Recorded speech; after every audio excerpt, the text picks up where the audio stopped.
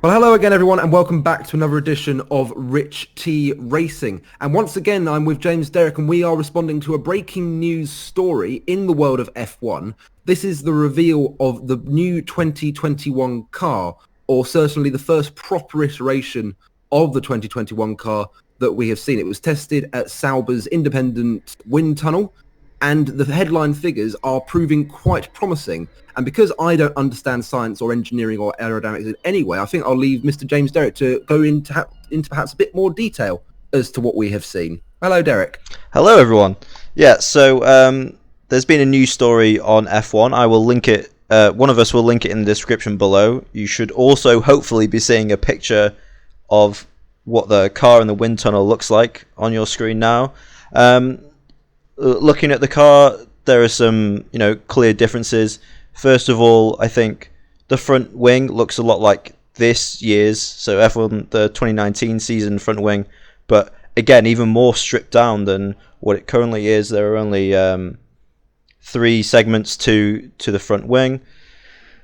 I think if I just interfere very quickly there, I think in the article that has been published on F1.com, it does say that the front wing is the bit that they're going to look at more closely. So that's very much a concept at the moment, and it's probably going to change going forward. Yeah, I'm sure with the front wing, they want to try and make sure that like with what Ferrari did with this year's regulations, and they kind of changed it into not what the FIA wanted them to do with it. So I'm sure they're going to try and work out the best way to sort that out. But then the next exciting thing, which me and JJ have already been talking about, is the covers on the 18-inch wheel rims, which is kind of exciting. And back to 2009 regs, hey?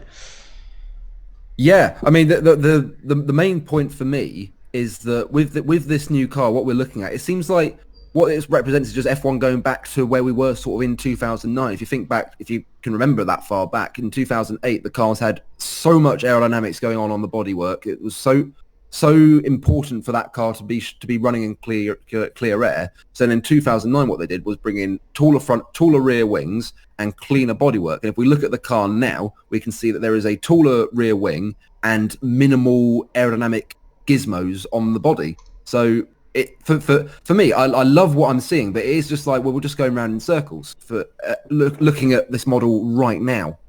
Yeah, I totally agree with you. I think as we've already briefly spoken about how the thing is when teams don't get new regulations every year, or not a big change in regulations, that they're obviously going to keep trying to add as much as possible within the rules and slightly bend the rules to try and add downforce and performance to the car.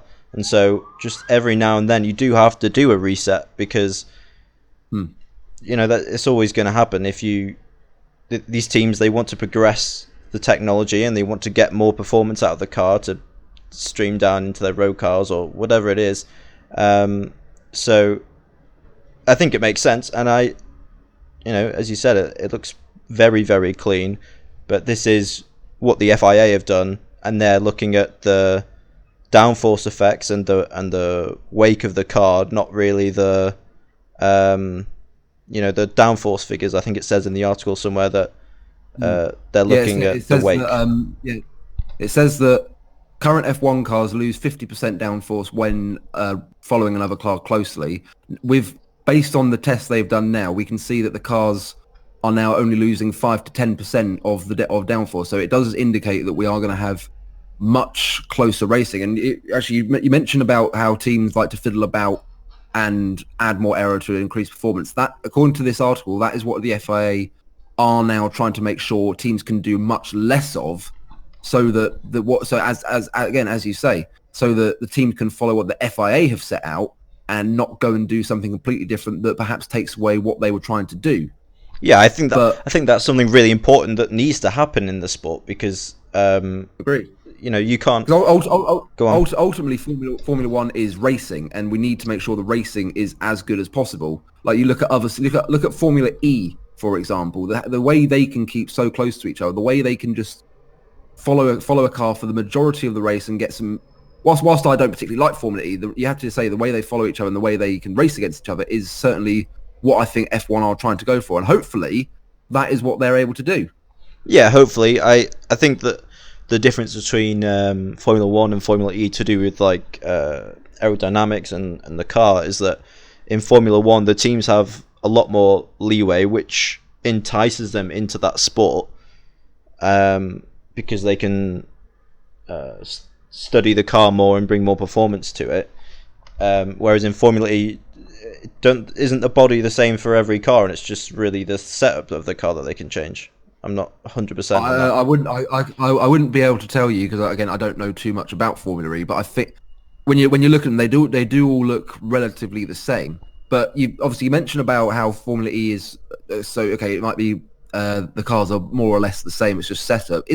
Would you not say that that's where Formula One is now heading? And could that not be a detractor for teams who are particularly manufacturers who are in the sport to try and develop the car, bring it into road cars?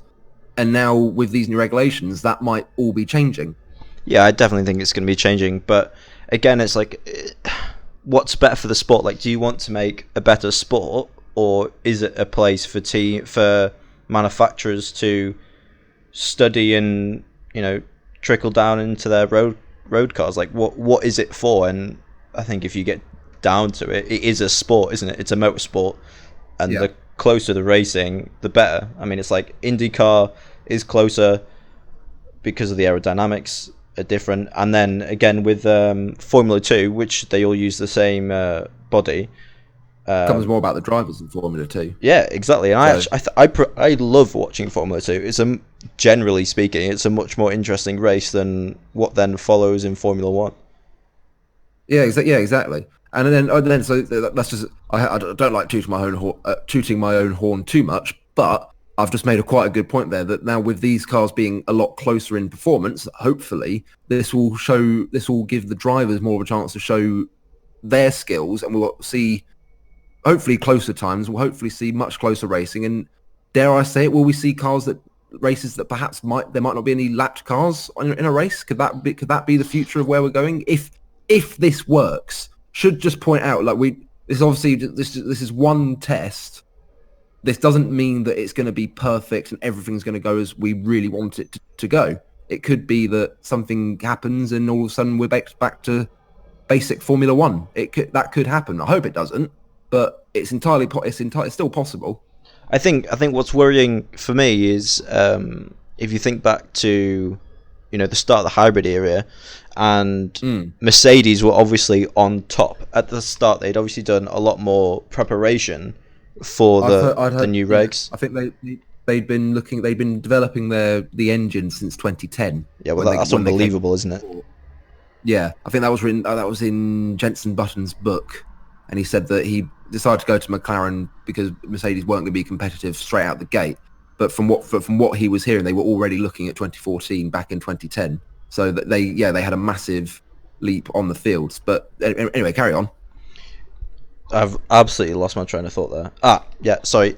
I'm just worried that there's going to be, at the moment it's 3 teams at the front, but if it turns out that 1 or 2 or however many teams start the ground, hit the ground running with these regulations, are going to be at the top again, and then I think it's just going to be a similar thing to what's happened with Mercedes. I think I don't know how the FIA can make sure that the teams are all at the same stage. You know what I mean? Like I don't understand. Yeah. There's always going to be a front runners.